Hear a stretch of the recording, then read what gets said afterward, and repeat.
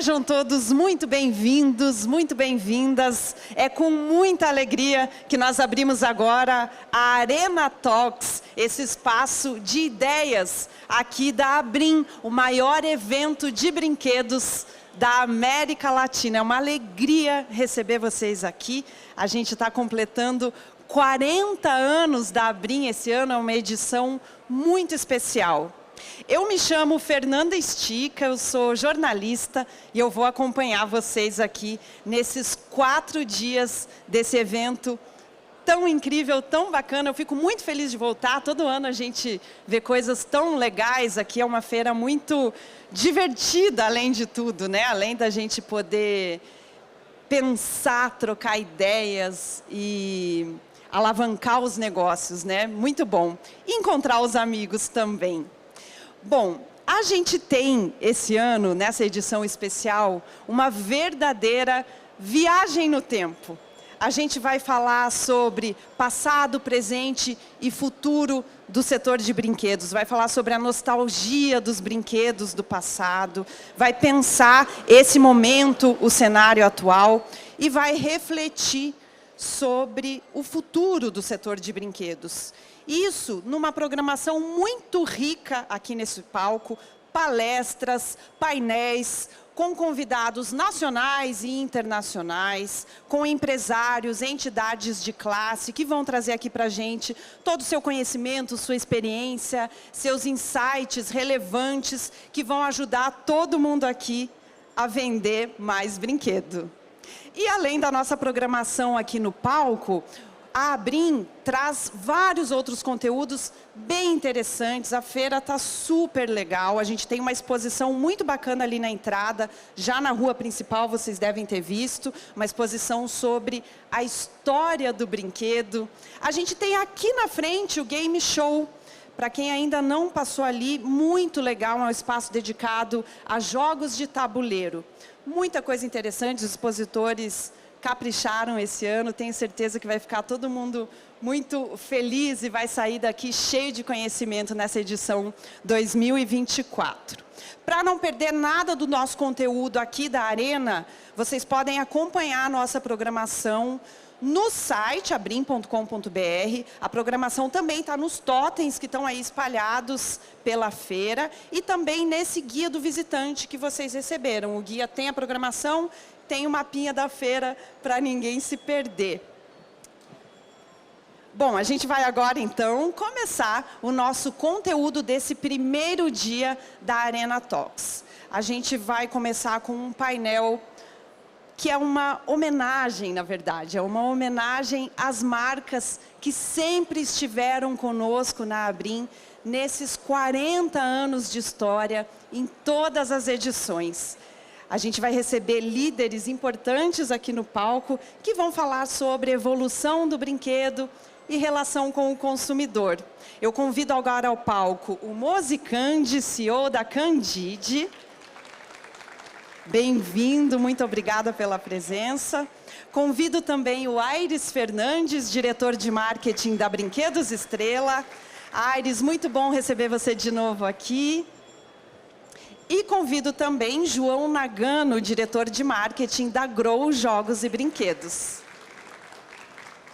Muito obrigada pela sua presença. Aqui, por favor. E para fazer a mediação aqui desse painel, eu vou convidar o Fernando Palacios, fundador da Storytellers e responsável pela pesquisa da história contada ali na nossa exposição. Fernando, muito obrigada e agora é com você. Alô, alô, todo mundo ouvindo? Sim? Boa. Eu tive, assim, tem uma coisa fantástica que andar nessa feira, né? Brinquedo para todos os lados, a gente volta para a infância, já é uma viagem no tempo. E eu tive uma tarefa tão divertida quanto, que foi estudar sobre o brinquedo no mundo e conversar com esses grandes mitos do brinquedo no Brasil.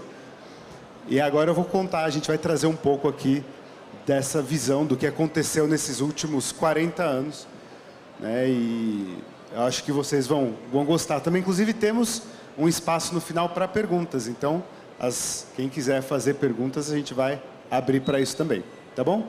Então, para a gente começar aqui, bom, primeira coisa, obrigado por ter vocês de volta. E uma coisa que a Fernanda comentou aqui, né, Fernanda Estica, que é reencontrar os amigos aqui na feira, né? E o Sinésio comentou uma coisa interessante, o Sinésio Batista, o presidente da Brinq, que no mundo do brinquedo, na indústria do brinquedo, não tem inimigo, são amigos. Até pela questão pela matéria-prima, né? O fato de estar trabalhando com brinquedo, todo mundo se dá muito bem, né? E eu fiquei vendo até os três ali conversando, mas só conversa de amigo mesmo, né? Aquela coisa de estar no iate conversando e como que vai. Então é muito legal, assim, essa sensação de proximidade. E uma das coisas muito legais que saíram das conversas foi o que o Moise me falou logo no começo. Ele falou assim, a gente começou a conversar, ele falou, sabe o que é mais legal de trabalhar com brinquedo? É que o tempo passa, mas a alma da gente continua jovem, né? Então, para todo mundo que está aqui desse mundo do brinquedo, deve sentir isso. E o Moise me contou muito da experiência, como é que foi participar da primeira Brin. E aí, eu queria que se você pudesse compartilhar com eles como é que foi isso, como foi a primeira Brin.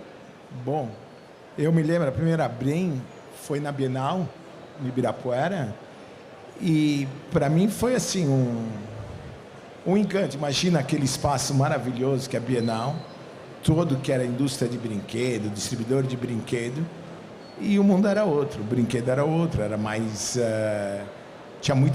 era lúdico, mas é um lúdico que é diferente de hoje. A gente não tinha concorrência do streaming, não tinha concorrência dos jogos eletrônicos, então era muito quebra-cabeça, era muita boneca.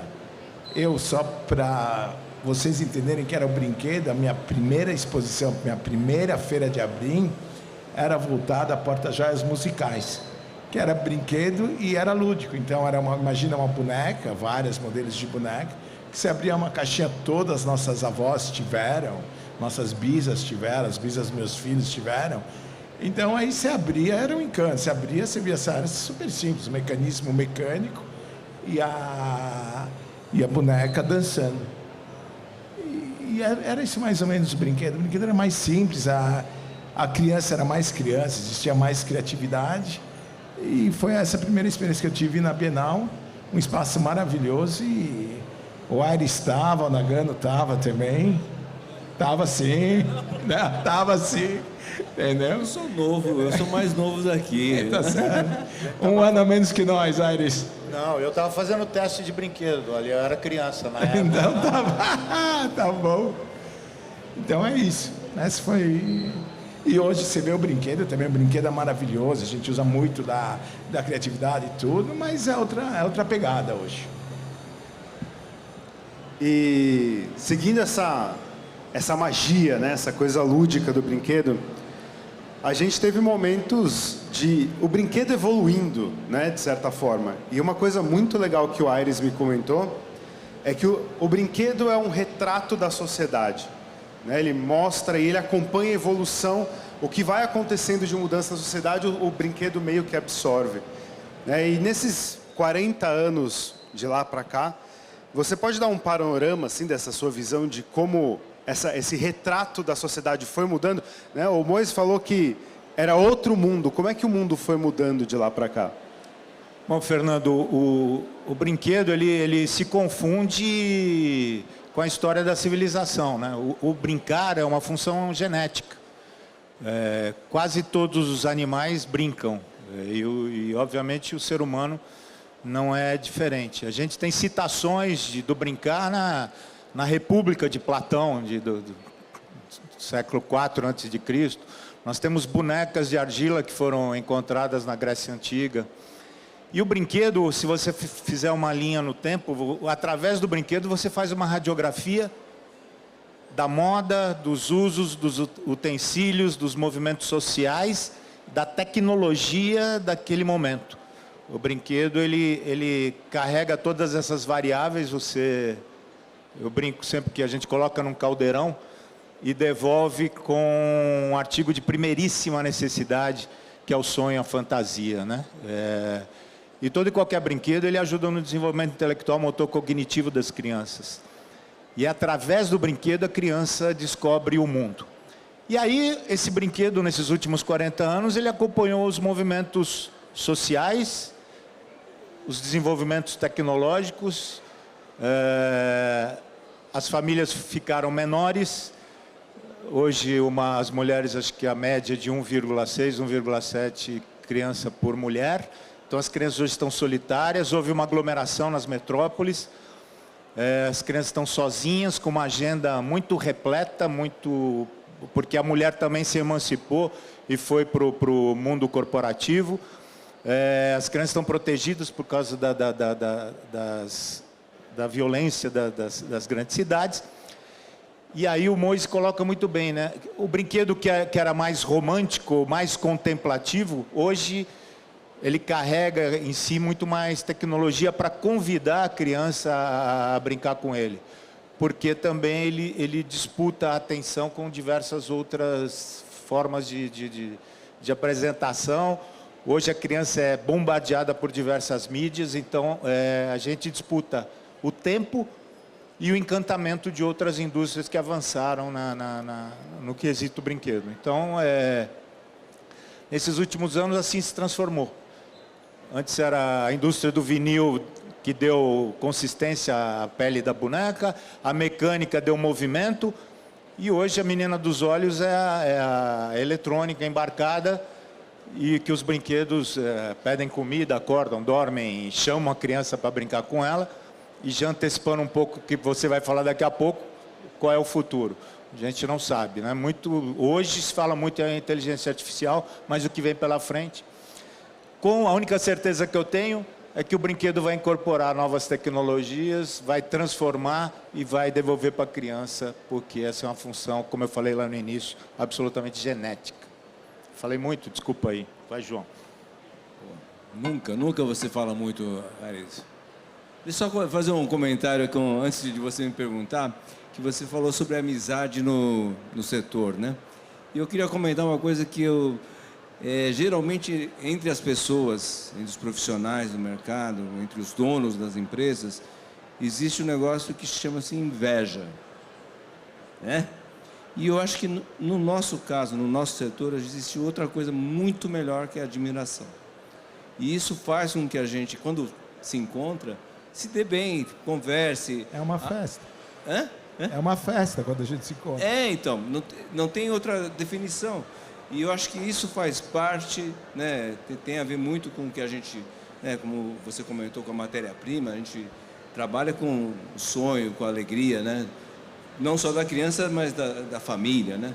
Então, só para fazer essa observação aí, complementando. Muito bom. E aproveitando já então, né, como já começou a falar, uma parte da conversa muito legal com o João foi sobre a questão do brasileiro, né, a criatividade do brasileiro, porque eu acho que nisso a gente é meio diferente dos outros povos no mundo, como a gente consegue se virar com pouco. Quando a gente quer fazer alguma coisa, a gente consegue. E o João me contou como é que foram os primeiros brinquedos da Grow, né? E como é que foi feito para fazer os exércitos e esse tipo de coisa, quando não tinha dinheiro. E aí como a Grow foi passando por momentos difíceis ao longo do tempo, e aí momentos de dificuldade, como é que foi superando esses momentos de dificuldades que a gente teve nos últimos 40 anos, né? E teve uma data especial nos últimos 40 anos, que foi a década de 90, que foi a mais difícil para o brinquedo. Mas eu queria então que você pudesse comentar um pouco, João, sobre essa questão a criatividade do brasileiro para superar esses altos e baixos ao longo do tempo. Bom, tem uma frase muito comum aí acho que entre os empresários, dentro do mercado, né? Que isso vale, acho que para o brinquedo e vale para os outros setores, né? O Brasil não é para amadores, né? Isso é uma grande verdade. E a gente que está trabalhando há tanto tempo no setor percebe isso em vários momentos. Mas só para pegar o gancho aí do começo aí que você falou da criatividade, né? Não sei se todos conhecem a história da Grow. O primeiro produto da Grow foi o War, né? E o War, basicamente, quem conhece o jogo sabe que é uma caixa, um tabuleiro, tem as fichinhas dos exércitos, tem os dados né? E para você jogar, né, não tem como jogar sem as fichinhas. Imagina uma empresa que está começando, são 4 ex-politécnicos, né, que se encontram e decidem fazer uma empresa e decidem fazer um jogo. Como fazer as fichinhas sem ter o molde de injeção, que, como todo mundo sabe, né, é um grande investimento. Eles falaram o seguinte, foram lá, não sei aonde, né, e procuraram uma fábrica de botões. Chegaram para o cara e falaram assim, ó, só não faz os furos dos botões, que a gente quer comprar os botões coloridos, 6 cores, né, tantos botões de cada cor, e pronto. Né? Tinha um botão grande, botão pequeno, e pronto. Estava feito, né, o primeiro War, né, com botões de camisa. Né?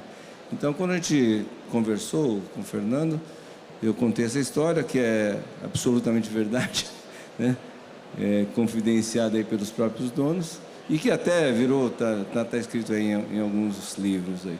Então, essa criatividade faz com que esse setor, né, seja o que vocês estão vendo hoje, e ao longo da história a gente sempre teve empresas surgindo com boas ideias, com grandes ideias, mas sempre tentando usar a criatividade para, no início, né, começar as atividades e ao longo da história se reinventar para poder sobreviver. Aquelas que infelizmente não conseguiram por algum motivo foram subindo ao longo e a gente tem algumas marcas aí que, né, por exemplo, uma que, né, a Glaslit, né, que por muitos anos, né, a Atma, que é uma empresa já bem antiga, que já faz muito tempo, né? Os mais jovens aqui nem sabem do que eu estou falando, né?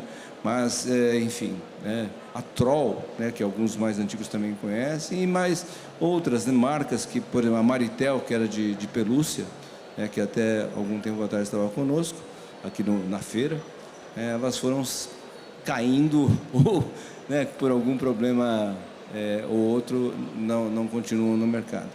Mas só para falar um pouco mais daquilo que a gente conversou ao longo da história, e a gente, no Brasil, tem que conviver com as mudanças que o governo impõe à sociedade, né, seja de um lado, seja de direita, seja de esquerda, sempre tem muita mudança. Né? E essas mudanças nas regras, né, nas regras de negócio, nas regras fiscais, enfim, todo esse processo influencia diretamente no nosso trabalho, né, no resultado da empresa, e faz com que a gente precise, antes de mais nada, ficar tentando, né, planejar dentro do que é possível aquilo que vai ser o ano, que vai ser os 2 próximos anos, enfim, tentando organizar a sua empresa para que na mudança você consiga, de repente, não sucumbir, né? não acabar por algum problema causado, não só pela situação de governo ou alguma mudança, mas da própria economia, que em função de todas essas questões acabam muitos altos e baixos. Né? E até usei uma expressão, que é uma expressão comum, né? Que você tem que aprender a surfar a onda o tempo todo. Né? Se a onda está, né, fraquinha, você tem que pegar e conseguir surfar nela, e quando ela estiver forte também tentar não tomar o caldo. Né? Então, tem muita gente tentando dar o caldo na gente, e só para dar um exemplo de uma mudança, né, só ver o que aconteceu com o imposto de importação. Né? Muitos aqui nem eram nascidos, né? E eu cheguei a ouvir um imposto de 113%. Né? E no começo da década de 90 era 113%. Conclusão, o mercado era praticamente fechado. Né? As empresas no Brasil tinham a condição de lançar produtos com as parcerias internacionais. A Grow tinha uma parceria internacional com a empresa alemã, né? A Estrela com várias, é uma das que mais tinha parcerias mundiais. Eu não me lembro naquela época com quem a Candide trabalhava, mas enfim. Ou trazia... importação era muito difícil por esse imposto. O que você fazia? Você fazia licenciamento de marcas ou de produtos, jogos, brinquedos, né? E fabricavam aqui. Eu lembro que quando eu viajava nas minhas primeiras... A minha primeira feira internacional foi em 91, e lá em Nuremberg eu olhava e via, né, as empresas com as quais a Estrela tinha parceria, e falava, nossa, não é à toa que a Estrela é a Estrela. A Estrela chegou a ter, em algum momento, né, Aires, 60% do mercado. Né? Mais até, né, 65%, sei lá, praticamente 2/3 do mercado, justamente pelas parcerias internacionais e pela própria capacidade da empresa, né? Mas na hora que começou a cair, a gente lembra de alguém conhece Ciro Gomes? Já ouviu falar de Ciro Gomes? É uma pessoa ótima, né? Não tem nada a falar dele. Certo, Ares? Certo? É que aqui a gente tem modelos de negócios diferentes, né? E aí, assim, a Candide tem uma boa parte da linha importada, mas enfim, a Estrela também, nós já tivemos mais. Mas o que acontece? Na hora que você tem uma queda, e foi a 20%, que era 113, foi a 20%. O que aconteceu com o mercado? Né? Teve uma enxurrada de produtos de boa qualidade e de má qualidade. Né? Desde coisas boas a muita coisa com aquilo que a gente falava de falta de qualidade de produtos chinês, né? Genericamente. Agora, como combater isso? E aí eu contei para o Fernando que cada empresa conseguiu, de alguma forma, né? A gente tem um ditado, né, que é do fundador, do Valdir, né, na Grow, que é: sorte é para quem merece. No final das contas, quem trabalha, né, consegue resultados e vai ter sucesso. E naquela época a gente conseguiu uma parceria com a SBT que nos permitiu aí por um bom tempo também com outras empresas do mercado a ter uma sobrevida justamente num período muito difícil, né? Muito difícil. Enfim, é mais ou menos um pouco da história aí. Eu não queria me estender muito, que eu já me estendi, né? Então... Não, mas já deu mais uma parte do contexto, né? Essa década de 90 que foi muito complicado. Inclusive tem o primeiro War que ele falou, né? Essa montagem está inclusive exposto ali na exposição, então quem quiser dar uma olhada, o primeiro War está lá também. E a caixinha de música também, os grandes ícones. E tem mais 2 brinquedos que estão lá que eu gostaria que o Aires comentasse agora, porque eu não sei se vocês sabem como surgiu a Estrela, né? Quem sabe a história da Estrela? Como surgiu a Estrela? Levanta a mão. Aí ninguém sabe. Aires, acho que você vai ter que contar essa história aí de como surgiu a Estrela. E aí depois comentar sobre como a Estrela usou a criatividade também para inovar e adaptar e fazer 2 grandes ícones ao longo desse tempo todo, que é a Suzy e o Falcon, que são 2 brinquedos que estão também... que são 2 brinquedos, são icônicos cada um à sua maneira, né? Então, se você puder contar um pouco a história da Estrela e aí como é que chegou nesses brinquedos? Bom, esse ano a gente vai completar 87 anos de existência no mercado brasileiro. A Estrela é uma das primeiras empresas de capital aberto no Brasil. A gente tem ações desde os anos 50, negociadas na Bolsa. E a Estrela, ela é fundada por um senhor chamado Siegfried Adler. Era uma família de judeus que moravam na Alemanha e que no período já antevendo a guerra, quando começa a perseguição aos judeus na Alemanha, eles fogem para o Brasil. Era uma família que negociava, tinha vários negócios, muita confecção na Alemanha, e adquirem uma fábrica que estava muito decadente de um grupo de italianos na rua Santa Clara, no Belenzinho. Tinha 100 metros quadrados, chamava Estrela. Incorporaram a fábrica e a família começa a fazer bonecas de cabeça de papel machê e tecido costurado à linha, uma a uma, com enchimento. Moisés sabe bem, a colônia judaica quase que domina o brinquedo pelo mundo afora. Então, com as conexões que a família teve, começou a ter alguns licenciamentos e alguns contatos com grupos internacionais importantes. e entra no período de guerra no Brasil, e você sabe que no período de guerra houve a indústria brasileira se desenvolve pela substituição que existia de produtos importados, porque os países do hemisfério norte começaram a dedicar muito da sua produção para as questões bélicas e assim sucessivamente. Até o final dos anos 80, não, antes, um pouquinho, final dos anos 70, por lei era proibido importar brinquedo no Brasil. E a Estrela, com esse relacionamento internacional, para essas grandes empresas entrarem no país, tinham que transferir moldes, ou a gente produzir moldes no Brasil e ter as licenças dessas empresas. Por muitos anos, para vocês terem uma ideia, tem dois grandes grupos internacionais, que é a Hasbro, que é os Hassenfeld Brothers, e a Mattel, dois gigantes da história, que é mais ou menos como Coca-Cola e Pepsi-Cola, e a gente produzia os dois debaixo do mesmo telhado, porque era a maneira de eles adentrarem aqui no país. Dentro desse universo de vários lançamentos que a Estrela teve, ela foi muito pioneira em vários produtos. A primeira boneca de vinil, o primeiro brinquedo com movimento, o primeiro brinquedo de madeira com movimento no país, enfim. Nós temos um banco imobiliário que está no catálogo desde 1944. Banco imobiliário, para quem não sabe, é um jogo criado por um senhor chamado Charles Darrow, em 1934, logo depois da quebra da Bolsa de Nova York. Ele desenhou numa mesa de bar o jogo, tentou vender para uma empresa chamada Parker Brothers, não vendeu, ele fez 1000 jogos, vendeu os 1000 jogos. No segundo ano, a Parker Brothers comprou os direitos, a Estrela negociou, tropicalizou, nacionalizou todo o produto, que é um dos produtos mais antigos que vendem todos os anos, desde 1944, está na nossa linha. Tivemos na nossa história vários produtos. Autorama, que vocês devem estar vendo por aí, é uma marca nossa que está inserida no dicionário da língua portuguesa pela força da marca, se transformou em sinônimo de categoria. E dentro desses dois exemplos que o Fernando está trazendo, a gente lançou a primeira fashion doll genuinamente brasileira.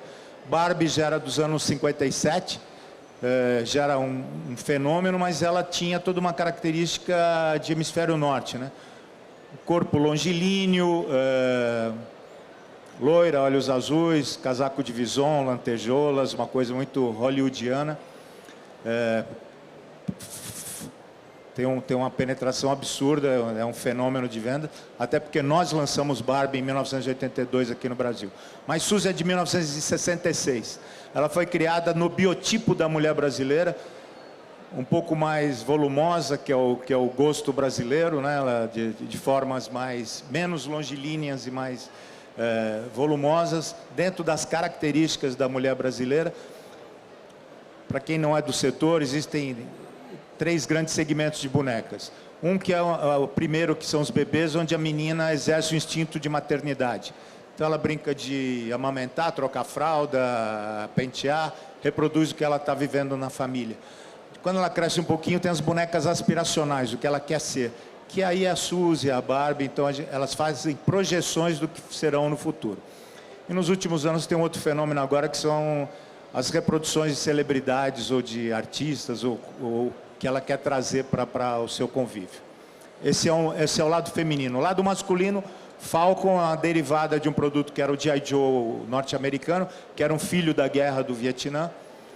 Mas existia uma resistência muito forte até os anos 70 dos pais comprarem bonecos para seus filhos. Problemas de não maturidade ainda, de entender que o menino também gosta de brincar, tanto de boneco como de boneca. Talvez se a gente desse mais bonecas para os meninos brincarem nas primeiras infâncias, a gente teria pais melhores no futuro. Mas essa é uma outra discussão para um outro painel. Mas para a Falcon furar esse bloqueio, Falcon aparece no seu biotipo totalmente musculoso, cicatriz no rosto, com um canivete ele brigava com tubarão, para ninguém duvidar da masculinidade dele. E nesse primeiro momento, já no final dos anos 70, no primeiro ano de lançamento, a gente vende mais de 1 milhão de manequins, porque já havia uma demanda reprimida e que os meninos queriam estar querendo brincar de bonecos. E talvez o Falcon seja o pai hoje de todos esses bonecos super-heróis que estão por aí. Então, são alguns assim highlights de alguns lançamentos que a gente teve na nossa história. E aproveitando aí o ritmo, Moisés, conta pra gente um pouco também como surgiu a Candide, né? Já que os dois contaram a história, acho que merece, né? Bom, a Candide nasce em 1969, estamos fazendo 50 e tantos anos de existência, mas o brinquedo, a revolução da Candide no brinquedo aconteceu assim, aproveitando, a gente sempre trouxe uma tecnologia, incorporamos tecnologia no nosso brinquedo. E o nosso primeiro brinquedo, a relevância que a Candide começou a ter, foi na década de 80, com a Xuxa Meneghel. A gente fez uma parceria com a Xuxa. A Xuxa tinha as manhãs da Globo. Então, como a gente falou aqui, que nem o Ares falou, não tínhamos... Como que a criança? O que a criança fazia? Assistia televisão. Não existia nem streaming, nem TV a cabo. Então, as manhãs da Globo era a Xuxa. Aí a gente começou a patrocinar a Xuxa. Eu conheci e sou amigo até hoje da Xuxa. Participo até hoje no conselho de uma obra social que ela tem no Rio, maravilhoso. E a gente falou, bom, a gente vai incorporar uma tecnologia no brinquedo. E fizemos o primeiro laptop infantil. Imagina um laptop com a Xuxa nas manhãs da Globo, ela sendo a embaixadora desse brinquedinho, a gente patrocinando o programa. Aí eu acho que foi um momento de inflexão, foi um momento de transformação da Candide, que a gente entendeu que nem a Estrela tinha entendido, que nem a Grow tinha entendido antes, que a licença dentro do brinquedo, incorporado com algum tipo de tecnologia que não existia aqui, que era o chip ainda, não era um chip que nem hoje, não é chip de GPT, nem de inteligência artificial, era um transistor. E aí foi o momento que a Candide começou a falar, opa, brinquedo é uma coisa séria, licenciamento é muito bom, a publicidade é necessária, conversar com a criança, porque hoje a gente tem um problema. Você vê, eu estava semana passada no shopping, o shopping estava abarrotado de gente,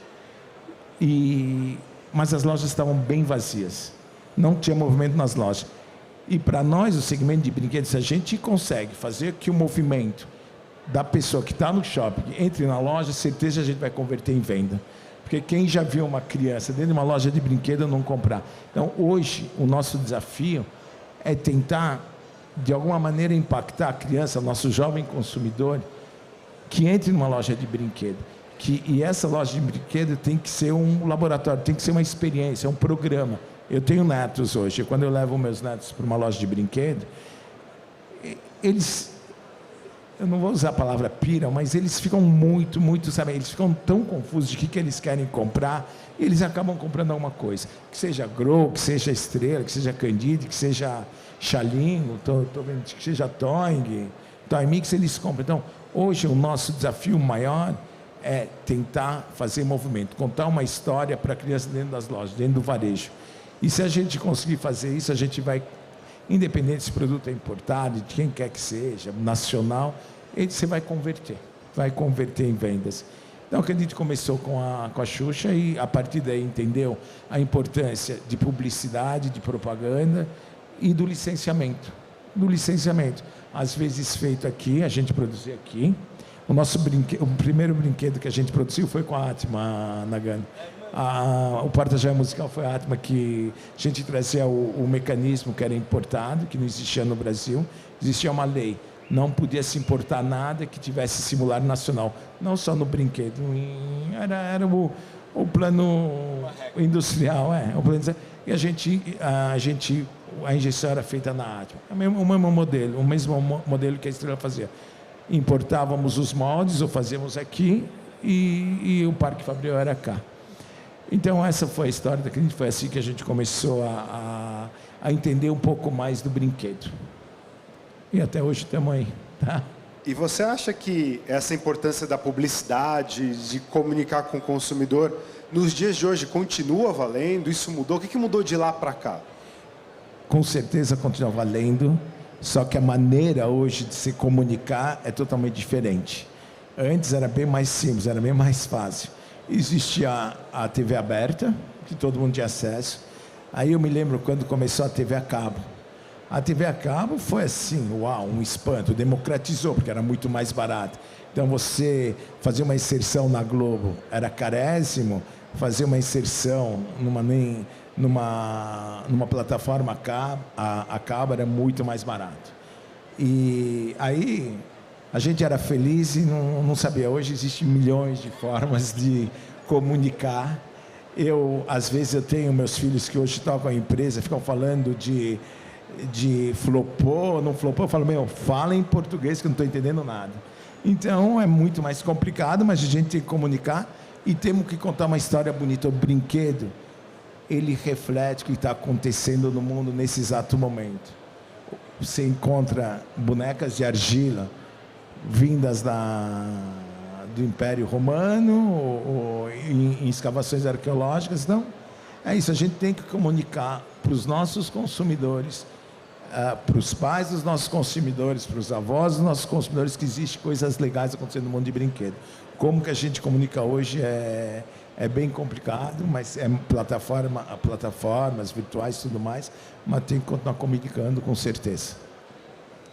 E você, Aires, que você... Acho que o Moise refletiu bem e radiografou. Que saudade daquele tempo, hein, Moise? Só existia TV aberta, a gente pegava a programação infantil, sempre tinha uma loira apresentando um programa infantil, a gente licenciava, fazia boneca, não tinha erro. Quando eu entrei na Estrela, a Estrela era um dos 10 maiores anunciantes do país de TV aberta.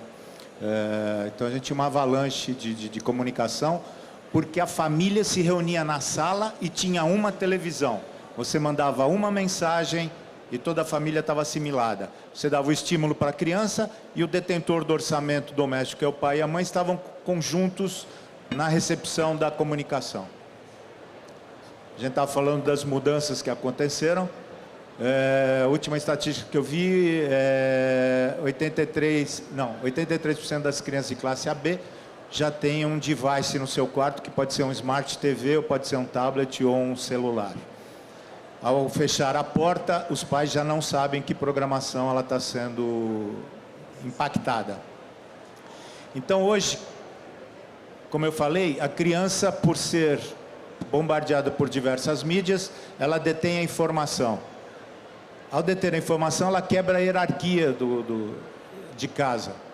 Quem tem informação tem o poder. Então ela determina o que ela vai consumir e, em alguns casos, até o que a família está consumindo. Eu tenho uns amigos que trabalham em indústria automobilística. Eles têm estatísticas que já 14% das crianças influenciam o modelo e cor do automóvel que a família vai comprar. Quer dizer, e o dealer, o cara que vende morre de medo quando chega uma família no final de semana que vem com um moleque de uns 10 anos do lado. O moleque durante a semana dissecou o carro pela internet, vai fazer um monte de pergunta para o vendedor que não vai saber responder. Resumidamente, hoje essa criança ela consome o conteúdo que ela deseja, no momento que ela quiser e no device que ela bem entender. Como é que a gente vai falar com essa... Esse é o grande segredo hoje de como comunicar esse brinquedo ou fazer a comunicação com a criança. Como correr atrás dessa criança. Lá atrás, nos anos 80, todos os episódios culturais, vamos chamar assim, os filmes, eram lançados no hemisfério norte, vinham no ano seguinte para o Brasil. As séries de TV vinham no ano seguinte para o Brasil. Hoje, qualquer criança sabe o filme que vai ser lançado em julho do ano que vem, qual é o roteiro, quais são os principais personagens, quais são os atores que vão fazer. Se a indústria de brinquedo não tiver a par e passo com o acontecimento, ela já perdeu o bonde.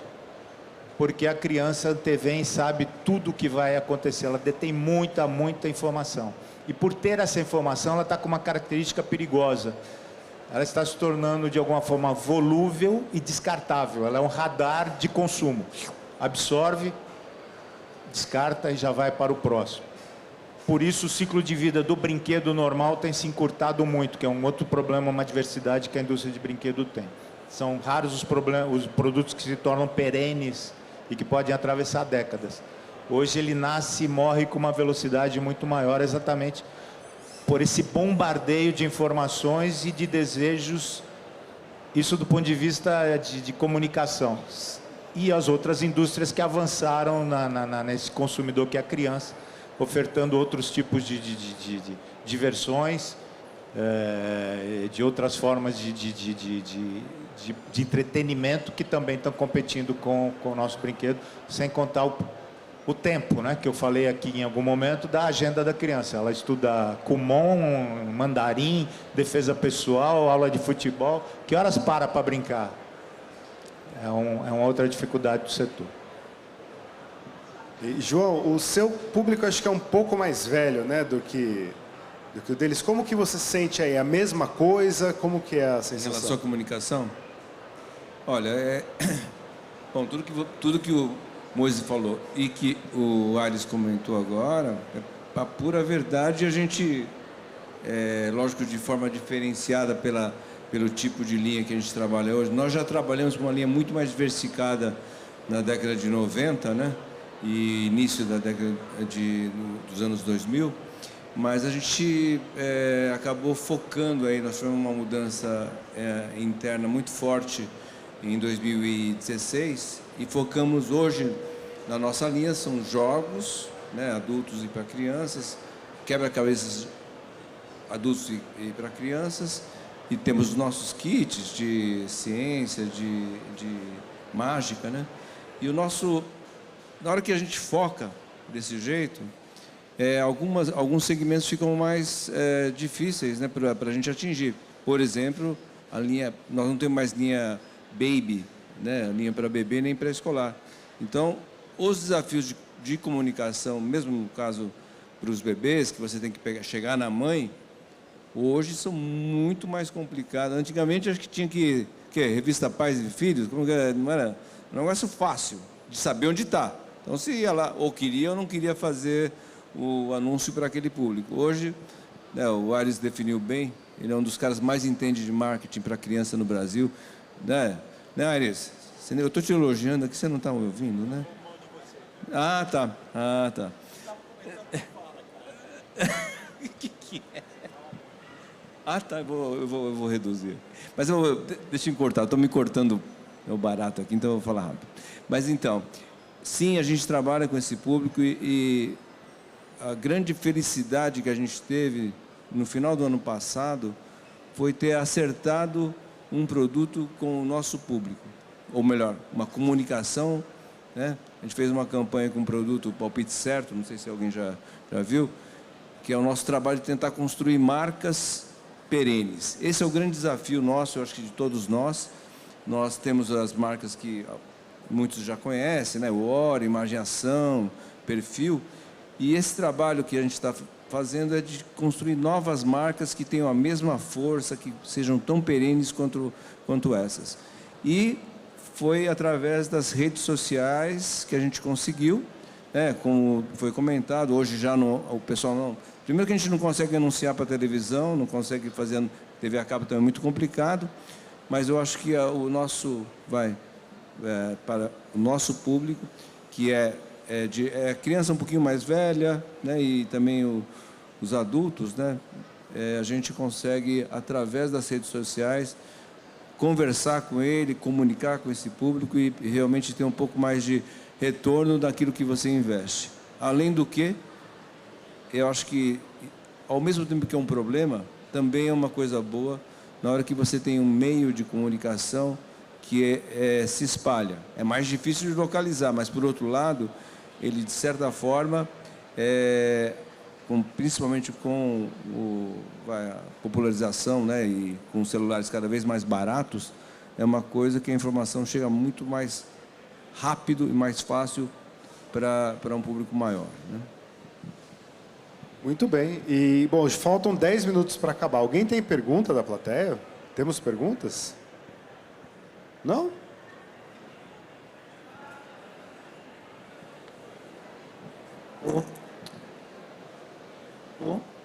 Boa tarde, meu nome é Wesley.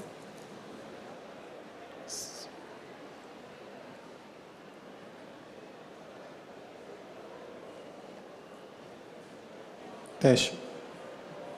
Boa tarde, meu nome é Wesley. Vão ser duas perguntas, tá?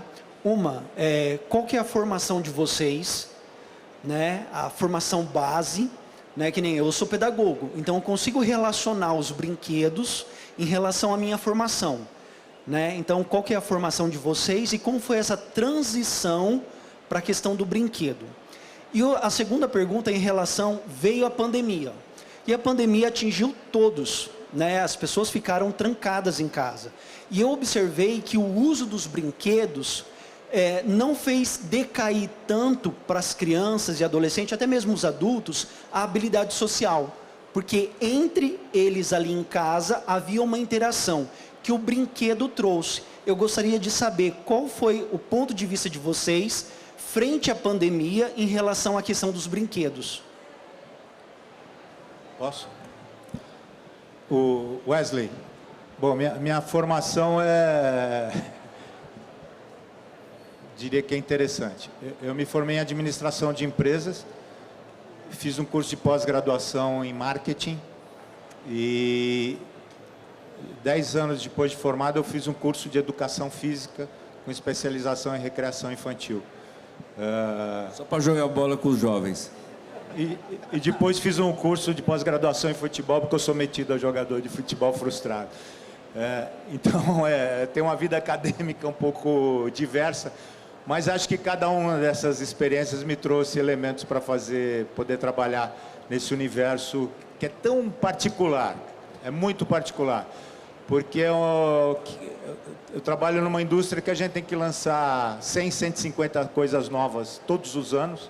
O sucesso ou o fracasso de um ano não representa nada para o ano seguinte, porque tudo vai começar de novo. É um tabuleiro que entram novas peças, novas formações, e talvez esse seja o grande segredo e a maravilha de eu estar trabalhando há 42 anos numa companhia e não ter 2 dias iguais, e nunca vou morrer de monotonia, posso morrer de susto a todo momento. Agora você falou um negócio que foi interessante, a gente tomou um susto quando iniciou, aqui a feira foi o último evento aberto antes do fechamento da pandemia. E quando inicia a pandemia e o mercado, a gente tinha 86% das lojas físicas fechadas. E foi um tremendo susto para nós. Quando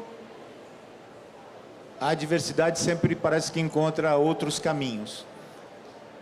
Com home office, com homeschooling, então as crianças voltaram para o lar, os pais voltaram para o lar, havia a necessidade de você dar atividades para a família se reuniu e isso foi importantíssimo para o brinquedo, importantíssimo para o brinquedo. O mercado eletrônico, nesses 2 anos de pandemia, cresceu mais de 380% de venda na categoria brinquedo e jogos. E eu chamo a atenção particularmente em jogos, porque os pais tinham que reaprender a brincar com seus filhos.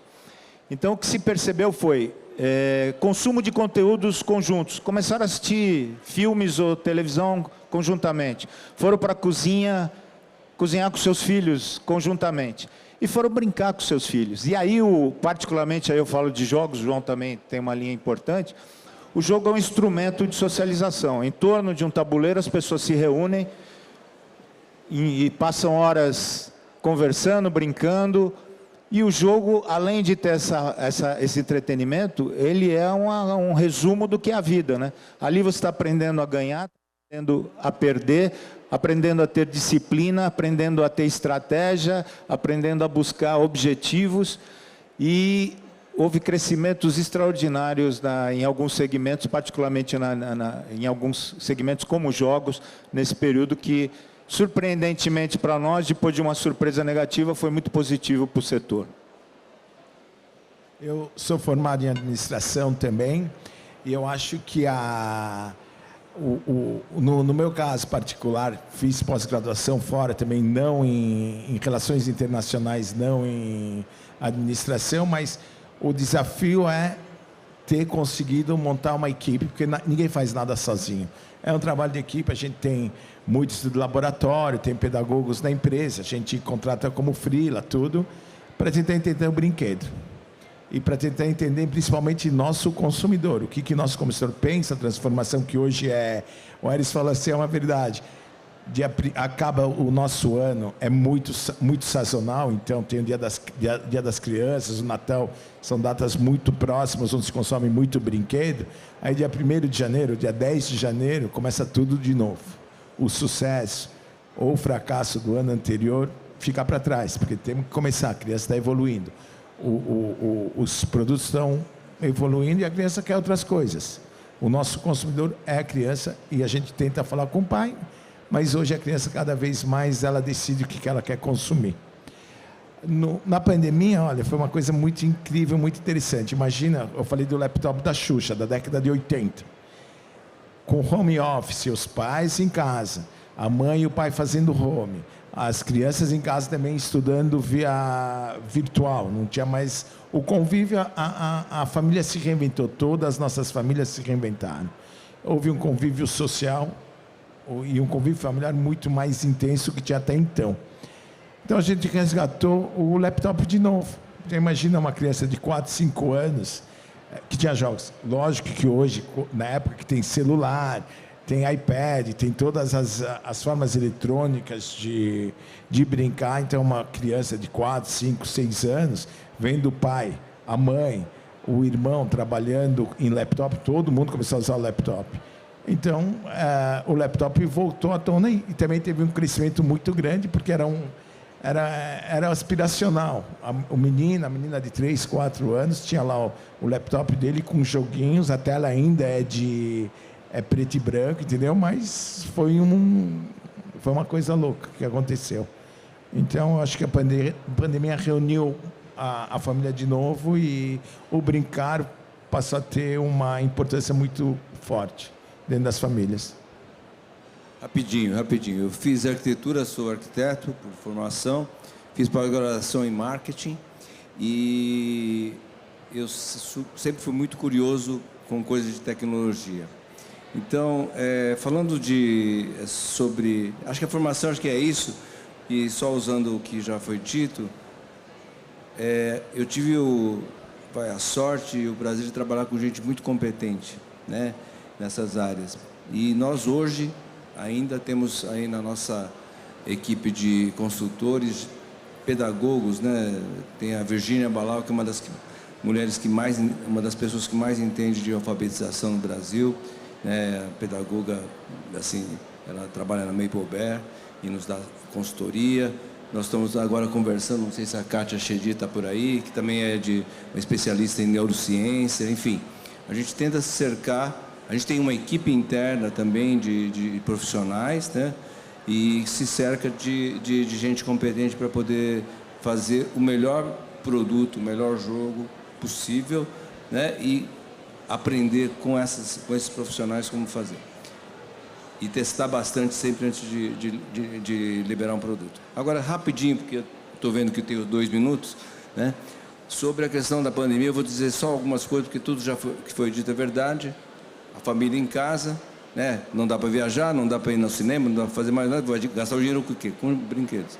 Esse fenômeno não é no Brasil, vocês sabem, foi mundial. As empresas principalmente as empresas de jogos e quebra-cabeças também cresceu demais, né? Elas cresceram tanto ao mesmo tempo, no momento, D+1, pandemia, +1, começou, a gente tinha... o nosso fornecedor tinha mandado todo mundo, uma boa parte embora, teve que recontratar, porque na primeira semana entrou no nosso de pedidos o que não tinha entrado em um mês, numa semana, né? E a gente teve que correr aí os promotores que estavam na loja vieram para ajudar dentro da empresa. Isso é uma coisa. Segunda coisa, esse processo foi tão drástico que teve falta de matéria-prima, por exemplo, de quebra-cabeça que nós fazemos adultos, que é de uma empresa particular na Holanda, faltou matéria-prima, porque todo mundo, né, e o quebra-cabeça tem um dos brinquedos mais socializantes, você se reúne em volta da mesa para montar. Então, a gente teve um crescimento absurdo. Na Europa sempre vendeu, porque lá é frio, Aqui tem o sol, vai na papara, né? Ninguém vai ficar montando quebra-cabeça, né? Mas na pandemia não podia ir para parar, vai montar quebra-cabeça. A gente cresceu muito também, quase 30%. Alô? Então vamos tentar uma última palavra cada um para... Só para uma visão para o futuro, assim, em uma frase, um encerramento. Fernando, essa pergunta você... Futuro é tentar entender e comunicar com os nossos consumidores e contar uma história para a criança. E através de histórias você vai trazer o movimento e vai conseguir tentar entender o que a criança quer consumir. Porque a cada ano não, é muito globalizado e tentar entender e para poder ter o produto certo para o consumidor correto, certo? Bom, rapidamente, eu sempre faço uma analogia do que as pessoas diziam. Quando surgiu o rádio, o teatro ia acabar, depois a televisão ia acabar com o rádio, a internet ia acabar com a televisão. Eu acho que o brinquedo ele vai se mutando. Ele como eu falei lá no início, o ato de brincar é genético. Sempre existirá uma criança querendo brincar. E a indústria de brinquedo vai se apoderar da tecnologia, dos usos, modos, da moda, e vai reproduzir, transformar todas essas variáveis e devolver para essa criança dentro da forma que ela deseja e dentro dos conhecimentos e da maneira que se possa encantá-la. Porque esse sonho, essa fantasia, esse entretenimento são artigos de primeiríssima necessidade. Bom, rapidamente também, que sobrou 0 minutos, 0 segundos para falar, eu diria o seguinte, sempre me perguntam isso nas palestras, né? Então, os games vão acabar com os jogos tradicionais? E eu vou dizer o seguinte, não vai acabar.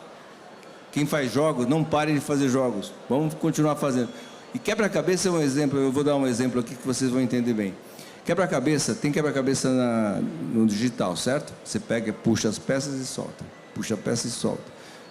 Quando que isso vai substituir, colocar aquela última peça do quebra-cabeça? Tanto para a criança quanto para o adulto. A emoção, aquele clique. Nunca. Então, a gente vai continuar fazendo quebra-cabeça para todo mundo aí. E jogos também. Gente, muito obrigado.